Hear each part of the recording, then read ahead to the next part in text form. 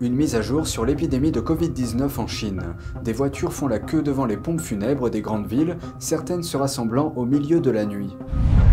Certaines familles sont obligées de garder les corps de leurs proches décédés à la maison. Les funérariums sont surchargés et les délais d'attente pour les services sont de plusieurs jours. Il y a un nombre inhabituel de décès parmi les privilégiés en Chine. Pourquoi les avantages et le soutien du Parti communiste chinois ne les ont-ils pas protégés de la maladie? Un expert nous explique. Bienvenue dans Regard sur la Chine. Je vous souhaite une bonne et heureuse année 2023 au nom de l'équipe NTD. L'épidémie de Covid-19 en Chine s'aggrave. Les plus grandes villes du pays comme Pékin et Shanghai ont été les premières à en ressentir les effets. Aujourd'hui, d'autres grandes villes commencent à voir de longues files d'attente de voitures devant les funérariums. Certaines d'entre elles font même la queue pendant la nuit pour accéder aux services. Voyons cela de plus près. Une vidéo partagée en ligne montre la scène devant un salon funéraire dans la ville de Nanjing, en Chine centrale. Mercredi, des voitures privées faisaient la queue devant le bâtiment, toutes pour transporter des corps.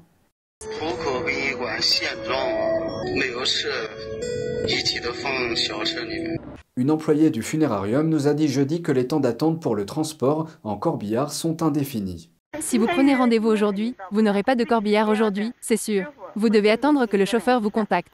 Il n'y a aucun moyen de vous donner une heure précise maintenant. L'employé a ajouté que même lorsque le client transporte la dépouille avec sa voiture personnelle, il doit toujours faire la queue devant le funérarium, et qu'aucune cérémonie n'est possible pour la personne décédée. Une autre séquence similaire provient de la ville de Nanchang dans l'est de la Chine. Filmée mardi à 2 h du matin, elle montre elle aussi une longue file d'attente devant un salon funéraire. Une voix entendue dans la vidéo indique que plus de 80 voitures attendaient déjà les services. Il faut d'abord prendre rendez-vous, puis faire la queue. On prend d'abord le corps et on fait la queue. Nous commençons à travailler à 5 h du matin. Il faut faire la queue la veille. Dans la ville de Xi'an, dans le nord de la Chine, le salon funéraire de Xi'an dit fonctionner à plein régime toute la journée, mais ne peut toujours pas répondre à la demande. Avant la pandémie, le funérarium ne devait fonctionner que la moitié de la journée, et cela, même les médias chinois l'ont déclaré. Un habitant nous a dit qu'au cours des derniers jours, la situation s'est aggravée localement. Les taux d'infection ont augmenté et les habitants ont signalé des symptômes de fièvre. Il attribue le problème à un manque de préparation de l'État. Pour protéger son identité, nous avons déformé sa voix. Je n'ai pas pu dormir la nuit dernière. J'étais furieux, parce que le pays s'est ouvert sans s'être bien préparé à l'avance. Nous n'avons rien maintenant, pas de médicaments. Et le régime continue à se féliciter toute la journée. Il dit que c'est une grande victoire dans la lutte contre la pandémie.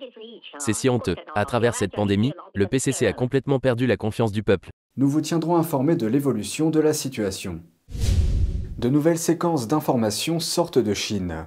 Les maisons funéraires sont débordées et les habitants de certaines régions affirment qu'il faut parfois attendre plusieurs jours pour obtenir des services post-mortem. En d'autres termes, certaines familles doivent attendre plusieurs jours avant que les corps de leurs proches puissent être transportés hors de leur domicile. Un habitant de Shanghai a publié un message à ce sujet sur le réseau social chinois Weibo. Il a déclaré qu'il avait dû garder la dépouille de son père chez lui pendant 2 jours. Ceci parce que tous les salons funéraires de sa ville sont surchargés. Il a expliqué que son père est décédé le 26 décembre. Depuis lors, il a contacté les salons funéraires, les services d'assistance téléphonique pour les citoyens et a même proposé des pots de vin. Mais le premier rendez-vous qu'il a pu obtenir pour les services était après le Nouvel An. Il a écrit dans sa publication que son père a été testé positif au Covid-19 et qu'il prévoyait de brûler le corps dans son quartier. Le message a déclenché de nombreuses discussions en ligne. Quand il a commencé à attirer l'attention, les autorités locales l'ont aidé à obtenir des services funéraires. Un autre habitant de Shanghai a décrit la situation de la ville à Radio Free Asia. Le plus effrayant, ce ne sont pas les morts. C'est qu'un grand nombre de cadavres sont laissés à la maison pendant 1 jour, 2 jours, 3, 4, 5, 6 jours, 7 jours.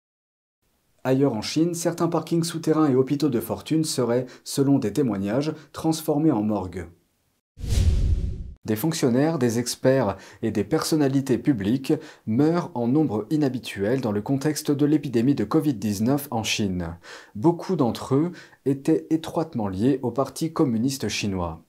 Pourquoi leurs privilèges et leurs ressources, connues pour être liées à leur affiliation au PCC, ne les ont-ils pas protégés de la maladie? Un expert nous donne des éléments. Depuis des semaines, les médias chinois ne cessent de publier des avis de décès.